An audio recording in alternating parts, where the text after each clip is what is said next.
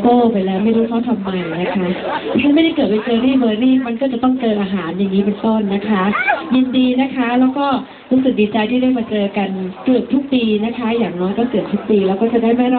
ร้องเพลงใหม่ๆให้ฟังตราบที่ยังทำงานในวงการก็คงจะมีสวัสดีปีใหม่ค่ะเห็นไหมคะชอบมาเหนือก็ตรงนี้แหละผู้คนน่ารักสุภาพพูดจากันน่ารักถ้อยคำน่ารักจริงๆนะคะอากาศก็ดีน่าอิจฉานะคะน่าอิจฉาเดี๋ยวพรุ่งนี้จะได้กลับไปรับกรรมที่กรุงเทพอีกแล้วนะคะนะอากาศดีมากนะคะก็ขอให้มีสุขภาพจิตดีด้วยเช่นกันนะคะขอนั่งแล้วลุกยากขอนั่งทีเดียวเพียงนะคะข่าวมันเสื่อมนะคะอ่ะเชิญนะคะ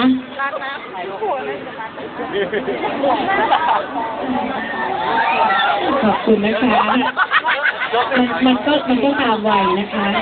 เวลาที่เราแก่ลงเรื่อยๆเราก็จะไม่สามารถที่จะย่อยุคได้เหมือนเคยนะคะ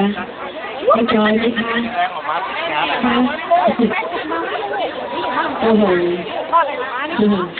เยอะกันเลยได้กันนอนได้ไหมลูก